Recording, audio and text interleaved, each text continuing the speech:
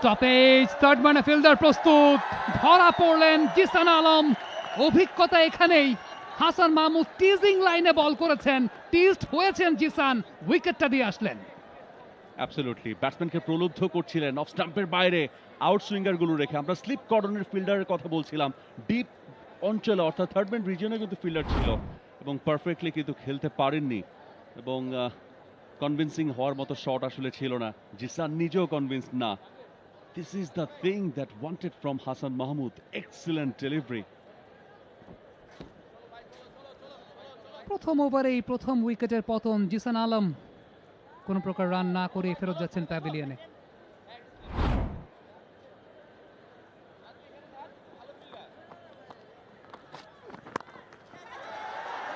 ধরা পড়বেন কিনা, ধরা পড়বেন কিনা, পড়ে গেছেন ধরা।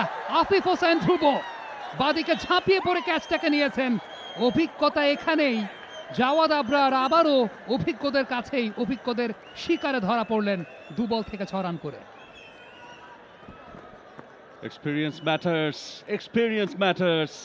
খালেদকে ছক্কা মারার পর পরের বলটাতে কিভাবে ফাঁদে ফেলতে হবে সেই কাজটাই করলেন। লেন্থ প্রথমে যতটা সামনে ছিল একটু টেনে দিলেন এবং সেই জায়গাতে দেখুন অলমোস্ট ওয়েস্ট হাইটে তাকে কিছুটা লেগ গ্লান্সের মতো খেলতে হয়েছে। আপিস একটা shot, but that was a stunner from Afif. Behind the ball chase করে তারপরে কিন্তু তিনি ক্যাচটা নিয়েছেন এবং ডেফিনেটলি ভালো একটা ক্যাচ। জাওয়াদ খানিকটা কনফিউজ ছিলেন, শট কি খেলবেন নাকি খেলবেন না, সেরকম একটা ব্যাপার তার মধ্যে ছিল। অর্থাৎ ফুল সুইংটা কিন্তু করেননি তিনি ব্যাটে। 2 বল থেকে 6 রান করে ফেরত যাচ্ছেন Javad Abrar. It was there to hit. Charge করেছেন, ব্যাটে লেগেছে কি লাগেনি, আবেদন কিন্তু চলছে, আম্পায়ার আউট দিয়ে দিয়েছেন। আরো একটা উইকেটের পতন। আজিজুল হাকিম তামিম রানের খাতা খোলার আগেই প্যাভিলিয়নে। Khaled on fire. একই ওভারে 2টো উইকেট খালেদের ঝুলিতে এবং সেই সঙ্গে দুরন্ত পুরো। And another wicket, তৃতীয় উইকেট খালেদের নামের পাশে। চাপে পড়ছিল দল, সেই চাপ থেকে ছিটকে বেরোতেই বিগ শট রবিনের।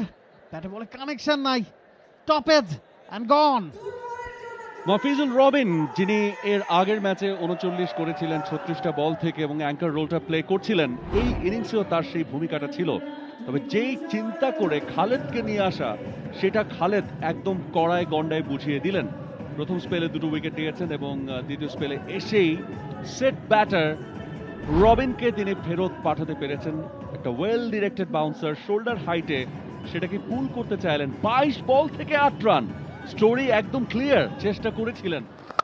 আরো একবার কিন্তু তুলে মেরেছেন।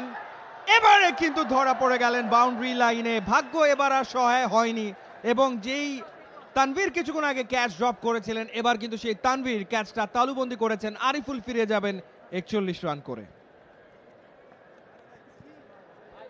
11 রান এসেছিল এই ওভারটি থেকে এবং আউট হয়ে প্যাভিলিয়নে ফিরে যাচ্ছেন ব্যাটসম্যান ওভারের শেষ বলটিতে। এক্সপেন্সিভ ওভার কিন্তু শেষ পর্যন্ত ফলপ্রসূ। লিগ্যাল ডেলিভারি, তার মানে উইকেটের দেখা পাচ্ছেন, কারণ ক্যাচটা পারফেক্টলি হয়েছে বলে প্রথম দর্শনে আমাদের মনে হয়েছে।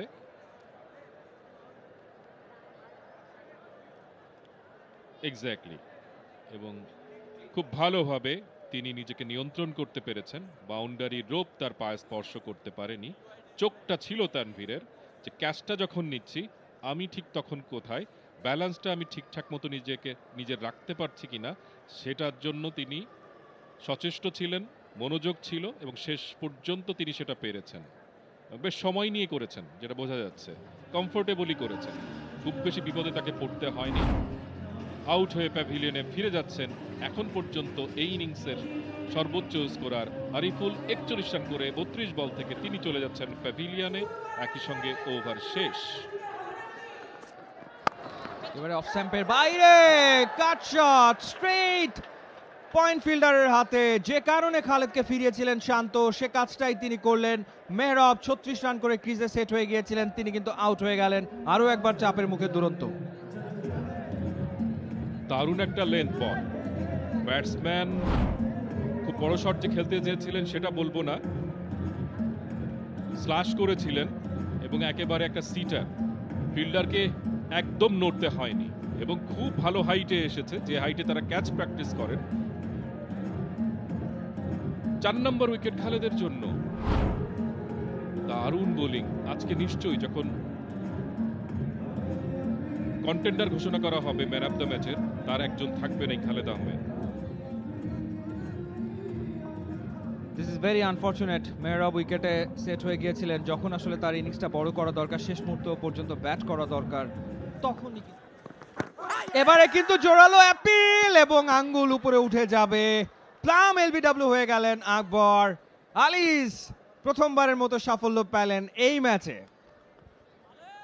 এটা একটা স্ট্রেইটার ছিল এবং জোরের উপরে করেছিলেন, খুব কুইক বলটা ঢুকেছিল, লাইনটা ঠিক মতো রিড করতে পারেননি, একটু সাফল করে সামনে চলে এসেছিলেন, এতেই বিপদটা ঘটে গেছে। একেবারে প্লাম ইন ফ্রন্ট। আবেদনটা খুব বেশি কড়াও করতে হয়নি ওখানে নুরুল হাসান সোহানকে উইকেটের পেছন থেকে। আম্পায়ারের জন্য মনে হয় ফিঙ্গার তুলে দেওয়াটা সহজ কাজ ছিল।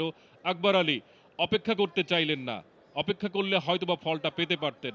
আলিস আল ইসলামের বলে এলবিডব্লিউ হয়ে প্যাভিলিয়নে ফিরে যাচ্ছেন 8 বল থেকে 13 রান করে। আনাদার স্লো ডেলিভারি, এবারে সজোরে চালিয়েছেন, ফিল্ডার আছে, ক্যাচ হতে পারে। ইয়েস, সাকলাইন ইজ গন। শেষ 80টা হাসান মাহমুদের। 6-6-4 পরবর্তী সময়ে উইকেটের পতন। আব্দুল গাফফার সাকলাইন তার কাজের কাজটা ঠিকই করেছেন, টাইমিংটা প্রপারলি করতে পারেননি, এলিভেশনটা পাননি। হাসান মাহমুদ চেঞ্জ অফ পেসটাকে ব্যবহার করেছেন,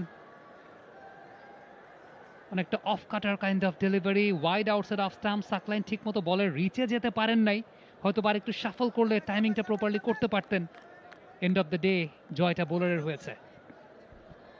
এবং এই জায়গায় একটু ভেবে চিন্তে শটটা খেলা দরকার ছিল কিনা। ইট ওয়াজ আউটসাইড অফ, স্লোয়ার, প্রচন্ড পাওয়ার জেনারেট করতে হতো নিজের সামর্থ্যে।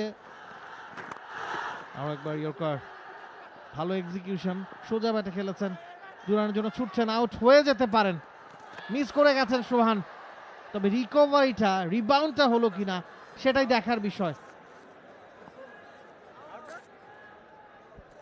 খুব বেশি কনফিডেন্ট তো ও প্রান্তে নুরুল হাসান সোহানকে মনে হয় নাই, যদিও সাইফুদ্দিন হাসছেন। ছোট্ট একটা কনফিউশন তো অবশ্যই বিরাজ করছে এবং আম্পায়ার অবশ্যই তৃতীয় আম্পায়ারের শরণাপন্ন হয়েছেন বটে, সেখানেই একদম বনিবনা হয়ে যাবে ব্যাটসম্যান আউট হয়েছেন নাকি হননি। এই মুহূর্তে রান সংখ্যাটা কিন্তু 143, 8 উইকেট হারিয়ে।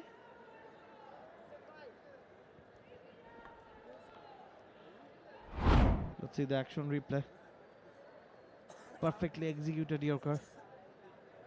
নাজমুল হোসেন শান্ত বুঝতে পারছিলেন কোন এন্ডে থ্রোটা করা প্রয়োজন, করেও ছিলেন। প্রথম দফায় যদি ধরতে পারতেন সোহান, নিশ্চিতভাবে রাকিবুলকে ফিরতে হতো। বলটা মিস করে গেছেন, এরপরও আউট হওয়ার সম্ভাবনা আছে আছে আছে। রাকিবুল, তাকে ফিরতে হবে প্যাভিলিয়নে। সে কারণেই সোহান জাকেরা বলছিলেন যে তুমি অন্তত থার্ড আম্পায়ারের কাছে যাও। প্রথমে আম্পায়ার কিন্তু থার্ড আম্পায়ারের কাছে যেতে চাচ্ছিলেন না।